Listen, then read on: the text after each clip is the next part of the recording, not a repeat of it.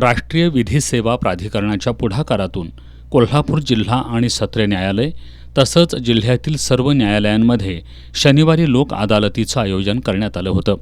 सकाळी मुख्य जिल्हा सत्र न्यायालयात प्रमुख जिल्हा आणि सत्र न्यायाधीश के.बी. अग्रवाल यांच्या प्रमुख उपस्थितीत लोक अदालतीचं उद्घाटन करण्यात आलं.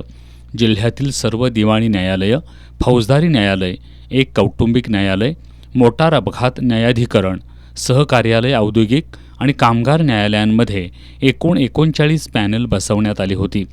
लोक अदालतीमध्ये प्रलंबित 16,762 प्रकरणं तर दाखलपूर्व 40,773 अशी एकूण 57,535 प्रकरणं ठेवण्यात आली होती.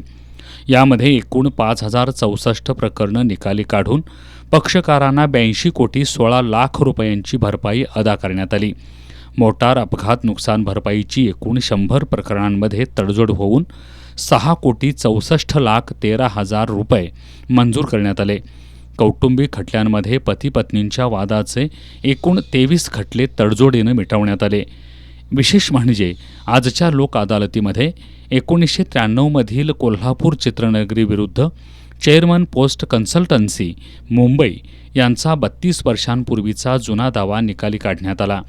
लोक अदालतीसाठी प्रमुख जिल्हा आणि सत्र न्यायाधीश के.बी. अग्रवाल, जिल्हा व सत्र न्यायाधीश PF. Syed, DV. Kashyap, SS. तांबे, एस.एस. वाईकर, ए.एस. इंदलकर, एस.वाय. देशमुख यांचं मार्गदर्शन लाभलं. यावेळी कोल्हापूर जिल्हा बार असोसिएशनचे अध्यक्ष सर्जेराव खोत, सचिव निशिकांत पाटोळे, प्रमुख जिल्हा सरकारी वकील विवेक शुक्ल, विधी सेवा प्राधिकरणाचे सचिव सुधीर इंगळे यांच्यासह सर्व विधिज्ञ पक्षकार उपस्थित होते.